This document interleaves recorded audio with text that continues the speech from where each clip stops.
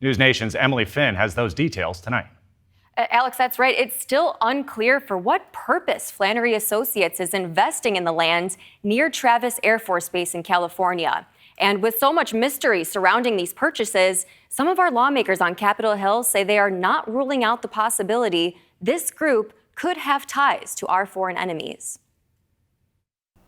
The Air Force's Foreign Investment Risk Review Office is investigating Flannery Associates, a group of landowners who have purchased almost 52,000 acres zoned for agricultural use near the Travis Air Force Base in California. According to the Wall Street Journal, questions about their intentions with the land are raising concerns. Legal representation for Flannery says the group is controlled by U.S. citizens, with 97% of its capital coming from U.S. investors. But even after the last 8 months of investigating these land acquisitions, federal officials say they can't confirm or deny Flannery's assertions to be true, and still have not been able to determine exactly who is backing Flannery. California Congressman John Garamendi says we don't know who Flannery is, and their extensive purchases do not make sense to anybody in the area. He adds there are reasons to be concerned Flannery may have ties to China or other foreign enemies since so little information is available about this so-called mystery company. Flannery Associates sent a letter to the U.S. Department of Agriculture, one of the many federal agencies probing the land purchases, saying no foreign person of the group holds any significant interest of substantial control over Flannery, either now or at the time of any land purchase.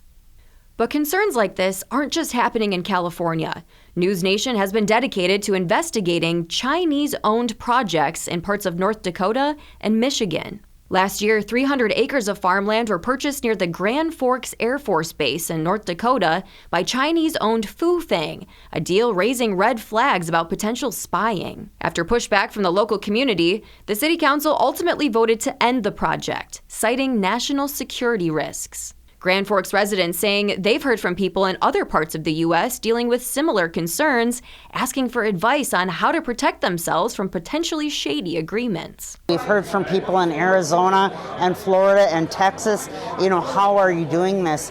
And my advice is saying you have to be a voice. You have to have the courage to step forward. You have to you have to form a grassroots group.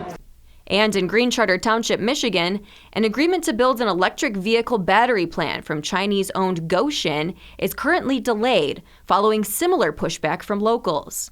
The plant would be located near Camp Grayling, where the U.S. is training the Taiwanese military. News Nation was at a protest against the project earlier this year, where residents said they don't want China in their own backyard.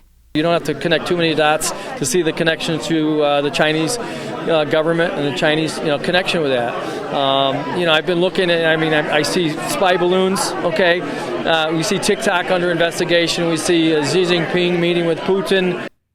And the USDA reports nearly 384,000 acres of agricultural land in the U.S. is already controlled by the Chinese. And the rate at which they're purchasing this land is rising exponentially. Over the past 5 years, Chinese ownership of American farmland has increased 55%.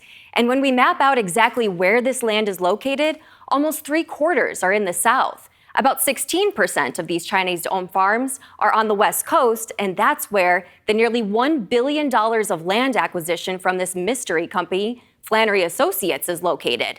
Many questions are still remaining about who is behind Flannery and their intentions with this land, Alex. Okay, Emily Finn, live in studio for us. Thanks so much for that report.